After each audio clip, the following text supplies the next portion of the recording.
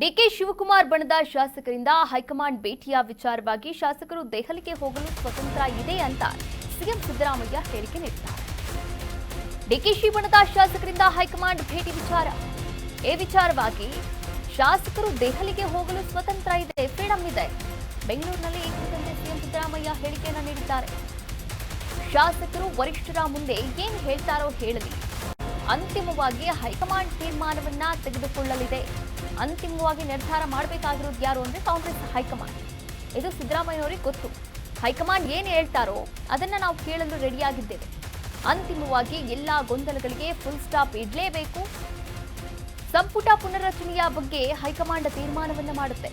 ರಾಹುಲ್ ಗಾಂಧಿ ಭೇಟಿಗೆ ತೆರಳಲ್ಲ ಅಂತ ಸಿಎಂ ಸಿದ್ದರಾಮಯ್ಯ ಖಡಾಖಂಡಿತವಾಗಿ ಹೇಳಿಕೆಯನ್ನ ನೀಡಿದರು.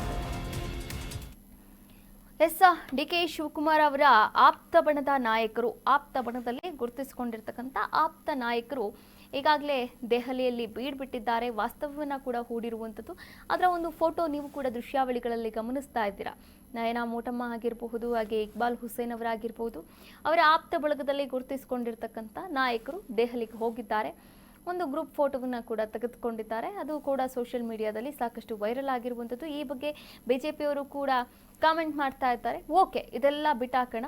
ನೆಕ್ಸ್ಟ್ ಏನಪ್ಪಾ ಅಂತಂದ್ರೆ, ಇದೇ ವಿಚಾರವಾಗಿ ಸಿಎಂ ಸಿದ್ದರಾಮಯ್ಯನವರ ಹತ್ರ ಪ್ರಶ್ನೆಯನ್ನ ಮಾಡಲಾಯಿತು. ಸಿಎಂ ಡಿಕೆ ಶಿವಕುಮಾರ್ ಅವರ ಬೆಂಬಲಿಗರು ದೆಹಲಿಗೆ ಹೋಗ್ತಾ ಇದ್ದಾರೆ, ಈ ಬಗ್ಗೆ ಏನು ಹೇಳ್ತೀರಾ ಸಿದ್ದರಾಮಯ್ಯನವರೇ ಅಂತ ಕೇಳಿದಾಗ ಅವ್ರು ಹೇಳ್ತಾರೆ, ನೋಡಿ, ಶಾಸಕರು ದೆಹಲಿಗೆ ಹೋಗೋಕ್ಕೆ ಫ್ರೀಡಮ್ ಇದೆ, ಸ್ವತಂತ್ರ ಇದೆ.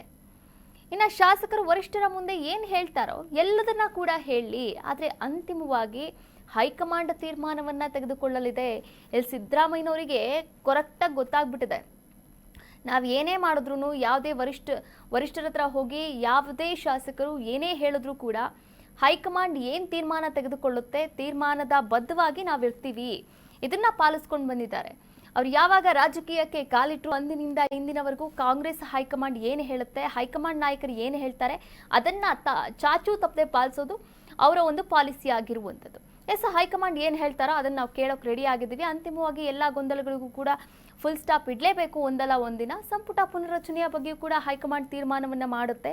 ಆದರೆ ರಾಹುಲ್ ಗಾಂಧಿ ಅವರ ಭೇಟಿಗೆ ಮಾತ್ರ ನಾನು ತೆರಳಲ್ಲ ಅಂತ ಖಡಾಖಂಡಿತವಾಗಿ ಹೇಳಿದ್ದಾರೆ. ಇದು ಯಾಕೆ ಈ ಮಾತು ಹೇಳಿದ್ರು? ರಾಹುಲ್ ಗಾಂಧಿ ಅವರನ್ನ ಭೇಟಿ ಮಾಡಬಹುದಾಗಿತ್ತಲ್ವಾ? ಈ ಪ್ರಶ್ನೆಗೆ ಉತ್ತರ ಇನ್ನೂ ಕೂಡ ಸಿಕ್ಕಿಲ್ಲ. ಆದರೆ ಈ ವಿಚಾರವಾಗಿ ಸಿಎಂ ಸಿದ್ದರಾಮಯ್ಯನವರು ಎಕ್ಸಾಕ್ಟ್ ಆಗಿ ಏನು ಮಾತನಾಡಿದ್ದಾರೆ ನೋಡ್ಕೊಂಡು ಬರೋಣ. ಈಗ MLAಗಳು ಅವರು ಸ್ವಾತಂತ್ರ್ಯ ಇರ್ತದೆ, ಅವ್ರು ಏನು ಅಭಿಪ್ರಾಯ ಕೊಡ್ತಾರೆ ಅದನ್ನು ನೋಡೋಣ. ಜನ ultimately high command has to take a decision. High command ಏನು ಹೇಳ್ತದೆ ಅಂತ ಕೇಳಲಿಕ್ಕೆ ನಾವು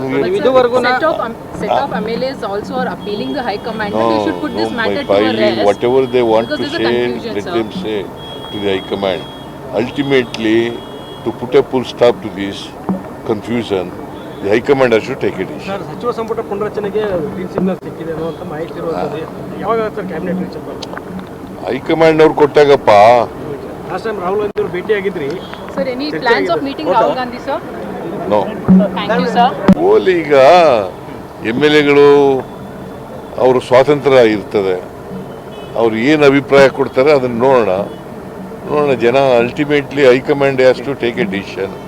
ಹೈಕಮಾಂಡ್ ಏನು ಹೇಳ್ತದೆ ಅಂತ ಕೇಳಲಿಕ್ಕೆ ನಾವು